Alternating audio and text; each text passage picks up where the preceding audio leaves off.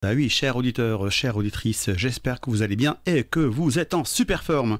Il est très exactement 18h34 sur le plateau d'RTCI, alors où que vous soyez, sur la route, sur la plage, tranquille chez vous. Alors aujourd'hui on est vendredi 4 juillet 2025 avec un nouveau rendez-vous hebdomadaire Academix. Donc notre rendez-vous d'aujourd'hui est sponsorisé par l'Université internationale de Tunis. Je remercie Houaïda Bizid pour sa précieuse collaboration technique et Sofiane Benjim à côté création de contenu digital. Alors nous abordons dans ce rendez-vous un sujet ayant une relation avec les études universitaires. Alors suite aux résultats du bac pour la session principale, les bacheliers cherchent à être conseillés, voire orientés en fonction de leur ambition et leur score obtenu.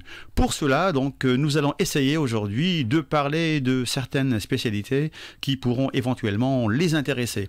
Notre sujet d'aujourd'hui s'articulera autour des filières, donc métiers et mobilité, cap sur l'avenir, les nouveaux bacheliers face au choix décisif. Pour cela, j'ai deux invités. Il s'agit tout d'abord de monsieur Samir Ben Ahmed, qui est docteur, qui est professeur, qui est le directeur académique de l'Université internationale de Tunis.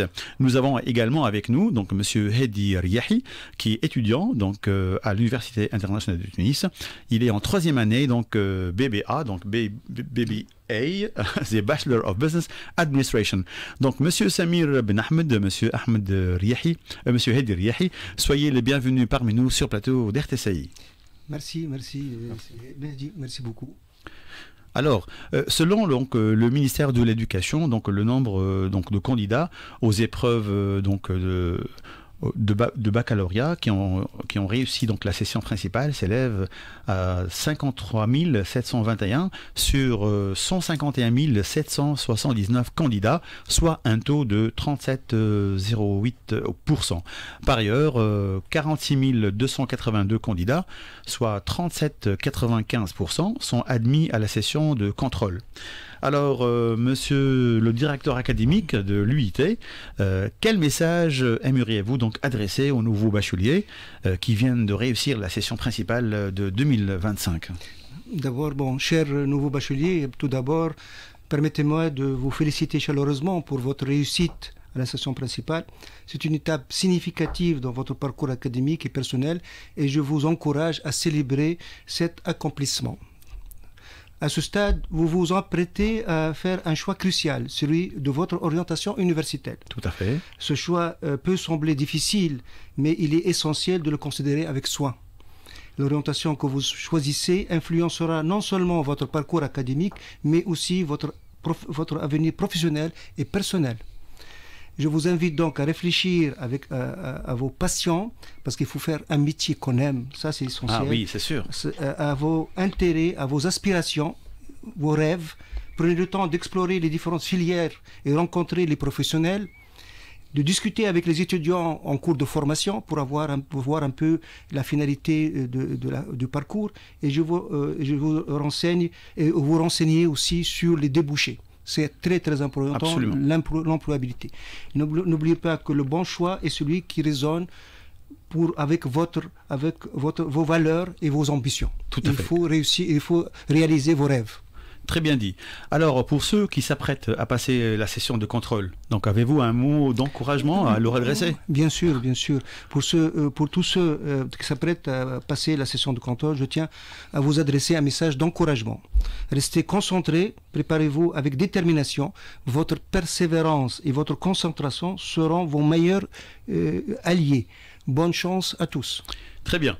Alors aujourd'hui, certains bacheliers sont peut-être attirés par des programmes de licence, les conduisant ainsi à des nouveaux métiers, compte tenu de la nouvelle donne du marché du travail. Qu'est-ce qu'on peut leur dire? Alors ça c'est déjà le fait qu'ils sont orientés vers de nouveaux métiers qui donnent de l'employabilité, ça c'est très important. Oui. Donc je pense que cette prise de conscience des étudiants de l'importance de s'adapter au marché de l'emploi, c'est quand même essentiel. Je pense que ça aussi c'est un challenge pour les universités parce qu'ils doivent s'adapter et répondre aux besoins du marché. Donc ça d'abord c'est une bonne bonne chose que les étudiants s'orientent vers des licences qui répondent au marché. Par ailleurs, je voudrais aussi donc adresser quelques conseils à ces étudiants-là. Ah oui, oui. Donc, d'abord, se renseigner sur le secteur porteur.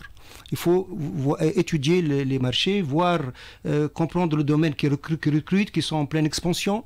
Bien sûr, il y a le digital, il y a la santé, il y a les métiers de l'environnement, et il y a l'innovation. Il y a plusieurs métiers qui sont porteurs.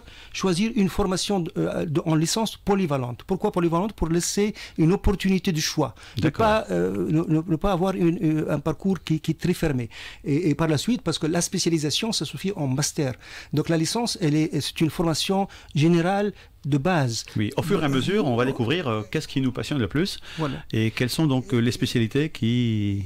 Voilà, voilà, on découvre la discipline et puis par la suite on va vers des spécialités pointues au niveau du master. Autre chose très très important, l'importance des soft skills. Les soft skills, tout ce qui maîtrise des langues, la communication, l'entrepreneuriat, le réseautage, l'initiative sont essentiels dans le cursus de formation. C'est ça qui fait la différence par rapport à des diplômés. Et cela permet aux étudiants de favoriser l'adaptabilité, l'employabilité, la capacité d'évoluer dans le monde professionnel en constante mutation. Tout à fait. Puis, un dernier point, c'est favoriser les stages et l'expérience professionnelle. Ça aussi, il faut chercher à faire des stages, à faire l'expérience professionnelle, parce qu'il y a des résultats. Même si les stages ne sont pas obligatoires, donc... Même si les stages ne sont pas obligatoires, parce que vous découvrez l'entreprise, vous faites des réseautages, vous vous faites connaître, vous allez connaître le milieu dans lequel vous allez travailler. Oui, très bien. Alors aujourd'hui, étant donné que notre chronique d'aujourd'hui est sponsorisée par l'UIT, pouvez-vous donc nous retracer brièvement donc l'histoire de l'UIT? Alors, l'UIT, l'Université internationale de Tunis, a été fondée en 2002, donc plus que 23 ans.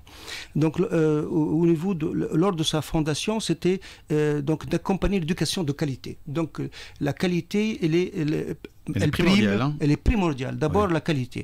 Et puis, apporter une dimension internationale. Cette dimension internationale, on la voit à travers d'abord la langue avec laquelle on étudie. On a bien sûr le français, l'anglais, mais aussi l'allemand.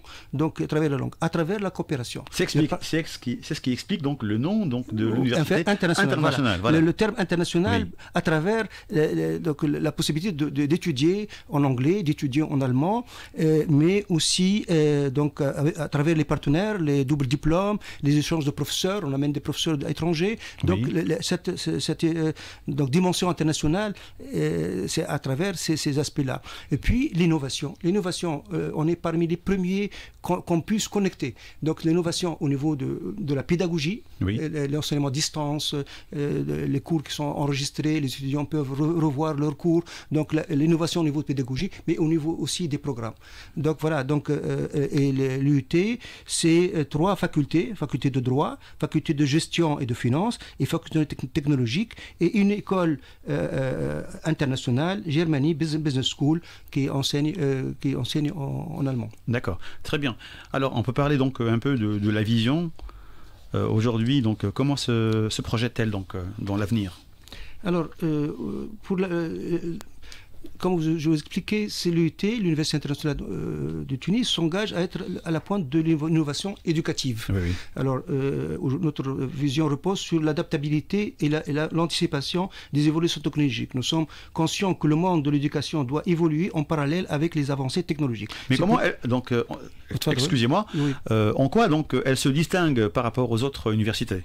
Alors, on se distingue par l'utilisation des technologies de pointe au niveau de la pédagogie. C'est-à-dire qu'on a des plateformes d'enseignement, les Moodle, et les étudiants peuvent suivre les cours à travers les plateformes, poser les questions aux enseignants, les enseignants peuvent suivre les étudiants, poser les TD, donc il y a un environnement technologique qui permet l'interaction entre l'apprenant et l'enseignant. Très bien. Et aussi l'enseignement à distance, c'est-à-dire qu'on peut s'adapter aussi à la variété des étudiants. Enfin, il y a des étudiants qui ne peuvent pas être présents tout le temps pour des raisons X ou Y, donc ils peuvent suivre les cours à distance, donc tout ça. C'est ce qu'on va voir, donc, étant donné que nous avons un étudiant avec nous, donc c'est monsieur Hedi Riahi.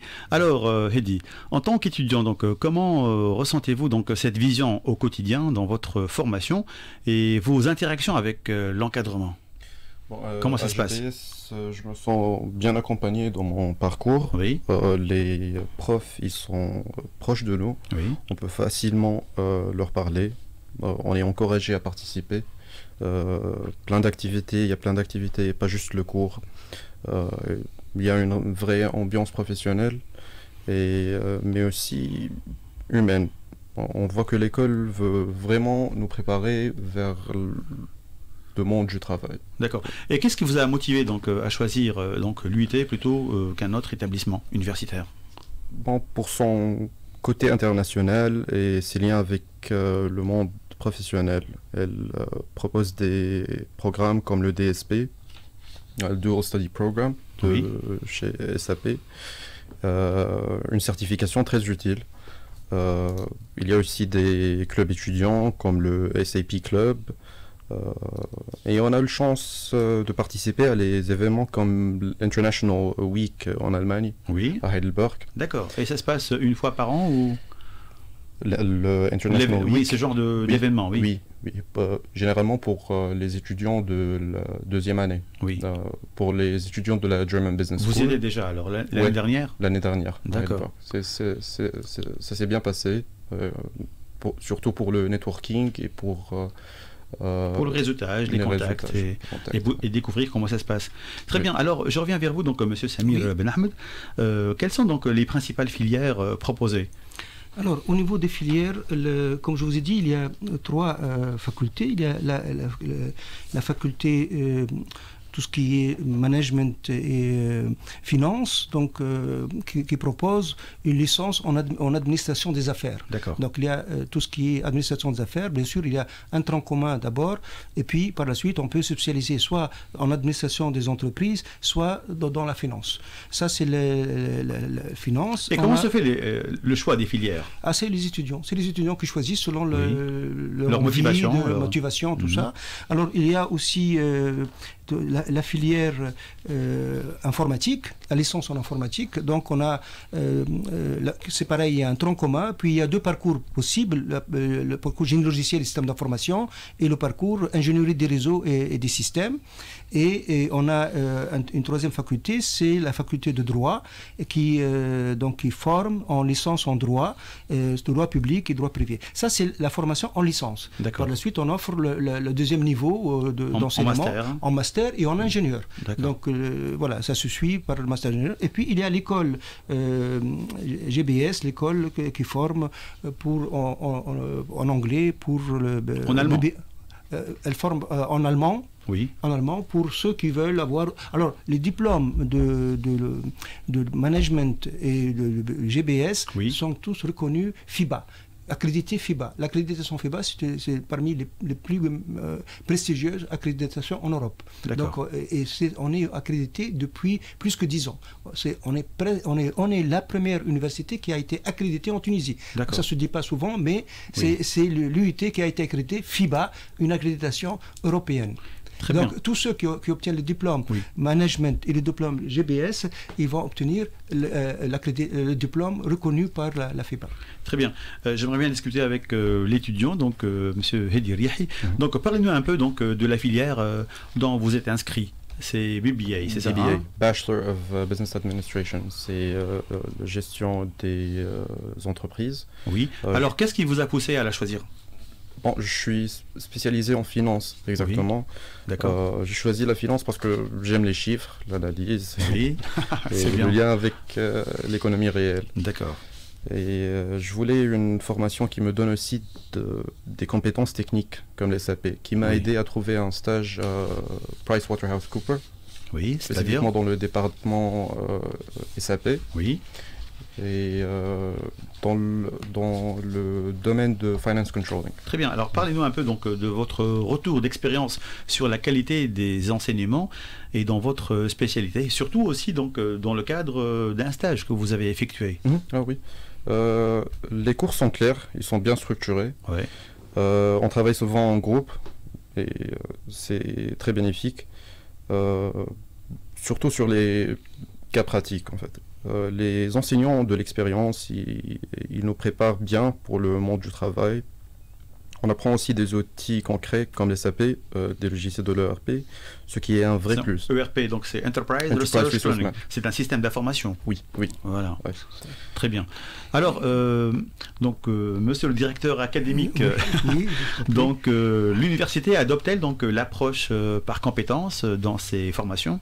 Alors, l'approche, bien sûr, donc on a nos brochures et dès qu'on présente une formation, on présente les métiers, les compétences. Donc, notre point de départ, c'est les métiers. Et donc, pour éclairer les étudiants. Hein? Non, même au niveau de montage des formations. Lorsque je fais un programme de formation, je ne le fais pas comme ça. Je ne vais pas mettre les modules. D'abord, je regarde le besoin au niveau des entreprises. Il y a ce qu'on parle de référentiel métier. Il y a des référentiels métiers, et c'est tunisien, il y a des référentiels tunisiens. Entre autres, l'UTICA, elle a participé à faire le référentiel en informatique, et il y a des référentiels européens et américains. Donc on se réfère d'abord au référentiel tunisien, mais aussi au référentiel européen et au référentiel étranger. À partir du référentiel, on voit les métiers qui sont les plus recherchés. Donc c'est notre base de travail. Les métiers vont nous donner les compétences nécessaires. Les compétences à différents niveaux, compétences théoriques, les compétences pratiques et les soft skills. Et ces compétences-là, c'est eux qui vont nous guider dans l'élaboration du programme. Donc approche par compétence, c'est-à-dire le programme lui-même, il a été monté à partir des besoins des entreprises. Donc on essaie et ça donne une visibilité pour les entreprises, parce que l'entreprise recrute quelqu'un avec un tel diplôme, elle sait à quoi s'attendre au niveau des compétences qu'il va offrir. Donc, et quels sont les avantages qu'on peut observer donc chez les diplômés formés selon cette approche? Alors c'est que maintenant c'est pas on parle plus en termes de diplôme, on parle de termes de compétences. Il va acquérir, quelles sont les compétences qu'il va acquérir, et ces compétences il peut aussi les valider par des certifications.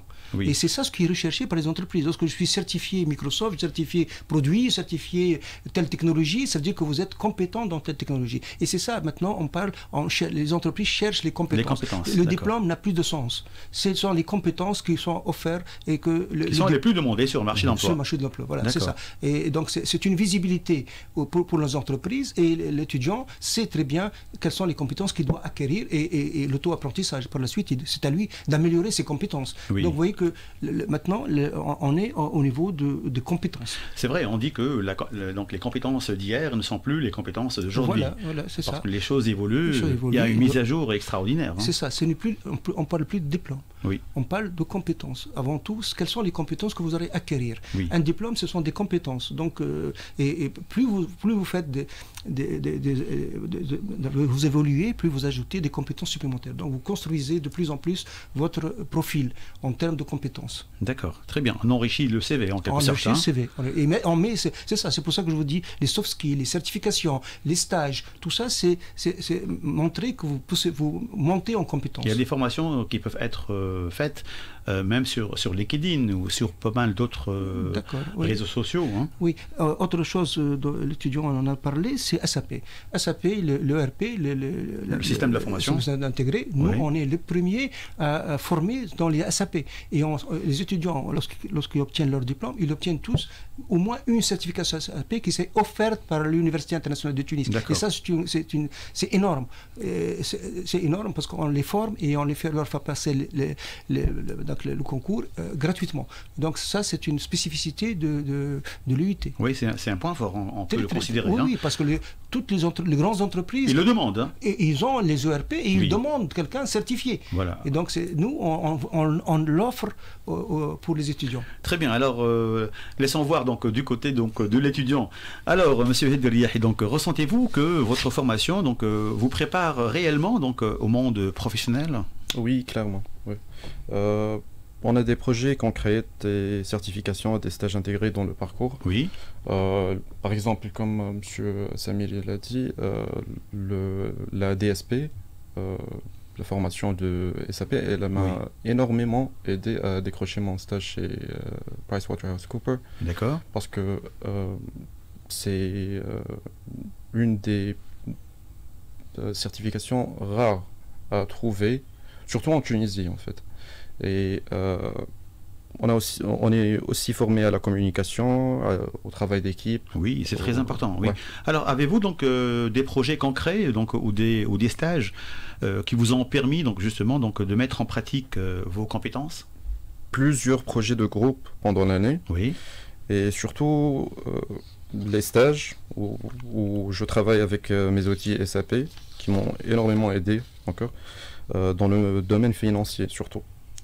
Ces expériences m'ont aidé à développer mes compétences professionnelles et à mieux comprendre les attentes des entreprises. Hein. Surtout que c'est une entreprise qui fait partie des Big Four. Ce sont les 4 plus grandes sociétés d'audit et conseil financier. Très bien. Alors, monsieur le directeur académique, monsieur Samir Ben Ahmed, donc pour chaque filière, quelles sont les perspectives académiques et professionnelles? Alors, pour chaque filière, au niveau de l'informatique, bien sûr, les perspectives, c'est la licence en informatique, GLSI ou ingénierie des réseaux de systèmes, elle ouvre la voie, bien sûr, à des masters. Donc, au niveau de l'université, on offre les masters... professionnels, hein? Master professionnel, oui, master professionnel. Voilà. Ingénierie du système d'information, big data, tout ce qui est les ERP, en génie logiciel, système d'information, il y a aussi le cycle d'ingénieur. Oui. Ils peuvent s'inscrire en cycle d'ingénieur et continuer en cycle d'ingénieur. Très bien. Nous misons aussi sur l'IA. Nos programmes, on a fait évoluer tous nos programmes pour intégrer l'aspect intelligence artificielle. Ah oui. On enseigne. Tout le monde en parle aujourd'hui. C'est parmi les rares universités qui enseignent l'IA générative. La base de ChatGPT. Donc on l'enseigne au niveau des formations master et en formation d'ingénieur. Et la collaboration avec les entreprises, elle est aussi importante. Oui, il y a, bien sûr, on a un réseau. Avec quel secteur d'activité vous collaborez par exemple? Il y a tous les secteurs. Il y a, au niveau, parce qu'on a trois grandes facultés. Donc on a tout ce qui est technologie, nouvelle technologie, l'informatique. On a tout ce qui est administration, affaires, business, et on a tout ce qui est droit aussi. Il ne faut pas oublier qu'on a une formation en droit. Et donc chaque formation dans licence, elle a des perspectives en emploi, parce que comme je vous expliquais, l'approche par compétence, chaque diplôme de licence, il a des métiers qui sont déjà visés, et puis il y a des ambitions académiques, perspectives académiques par des licences que l'UIT offre, et puis il y a aussi la mobilité à l'international. Il y a aussi la mobilité internationale, ça veut dire qu'ils peuvent compléter soit un semestre, soit une année à l'étranger pour avoir une expérience à l'étranger ou pour avoir un double diplôme. Et on a aussi des universités qui viennent, des professeurs qui viennent de l'étranger enseigner chez nous. Très bien. Donc voilà. C'est ce qu'on va découvrir donc en tant que perception, donc la perception d'un étudiant ici parmi nous. Alors, monsieur Hedi Riah est donc étudiant en 3e année donc BBA. Avez-vous donc réfléchi donc à ce que vous souhaitez faire après votre diplôme? Bon, je veux entrer sur le marché du travail, surtout dans le domaine SAP et finance en général. Mais je garde aussi la possibilité de faire un master à l'étranger si j'en ai l'occasion. Et je crois que l'exchange semester va m'aider énormément parce que j'ai un semestre d'échange en Allemagne, obligatoire, qui fait partie de mon programme. Et ça va m'aider à... Très bien. Alors, donc, avez-vous donc l'impression que votre filière va pouvoir vous ouvrir donc réellement des portes? Oui. La finance avec SAP, elle ouvre beaucoup de portes. On peut travailler dans des banques, dans des cabinets comme les Big Four ou dans des entreprises internationales. Les compétences techniques plus théoriques sont très recherchées aujourd'hui. D'accord, très bien. Donc, monsieur le directeur académique, donc monsieur Samir Ben Ahmed. Alors, quels sont les critères donc pour en bénéficier donc de ces avantages-là? Alors, pour bénéficier des avantages... Pour la mobilité internationale, notamment. Pour la mobilité internationale, bien sûr, il faut la maîtrise des langues. Bien sûr, l'anglais. Et pour l'Allemagne, c'est le B2. Et quels sont les pays encore? Alors, il y a bien sûr la France, les États-Unis, l'Allemagne, et maintenant, il y a la Chine, Shanghai. Carrément, avec Shanghai. C'est tout récent, alors, hein? C'est récent, c'est cette année. Donc, on a l'université des sciences appliquées de Mannheim, en Allemagne, Heidelberg en Allemagne, l'University of California, Everine aux États-Unis, on a l'Université de la Sarre en Allemagne, l'Université Paris-Sorbonne, donc Panthéon-Sorbonne, et Shanghai University of Politics Science and Law, l'Université de politique et de droit de Shanghai. Donc on a une panoplie. Alors il faut posséder la langue et il faut réussir leur licence et réussir c'est pas par compensation entre les modules, mais réussir tous les modules. D'accord. Parce qu'on est à l'étranger, en Allemagne, et en Europe, la licence, c'est valider les crédits des différents parcours. Donc la validation des crédits, c'est ça ce qui est exigé. Très bien. Alors, le dernier mot, pour finir en beauté, un message positif peut-être, hein? Un message positif, bon, pour les bacheliers, je leur souhaite qu'ils fassent le bon choix, qu'ils fassent un choix dont ils rêvent et qu'ils fassent quelque chose qu'ils aiment.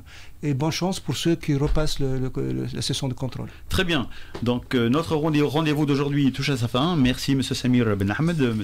Hedi Riahi. Merci à nouveau d'avoir accepté notre invitation et pour tous ces éclaircissements par rapport à ce bel échange que j'ai eu vraiment le plaisir de le partager avec mes chers auditeurs et mes chères auditrices. Je rappelle que mes invités d'aujourd'hui étaient le professeur Samir Ben Ahmed et M. Hedi Riahi, donc professeur Samir Ben Ahmed qui est le directeur académique de l'Université internationale de Tunis, et M. Hedi Riahi qui est étudiant à l'UIT en 3e année, Bachelor of Business Administration.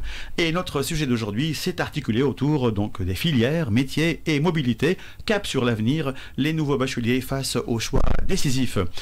Donc je tiens à remercier Houaïd Abizid pour sa précieuse collaboration technique et Sofiane Benjim à côté création de contenu digital. Écoutez micro, c'était là Mahdi Kantaoui. Mesdames et messieurs, je vous remercie de nous avoir suivis dans l'espoir de vous retrouver la semaine prochaine avec Academix. D'ici là, portez-vous bien, amusez-vous bien et surtout ne cessez pas de nous écouter et restez toujours fidèles à nos ondes d'RTCI. Allez, bye. Academix avec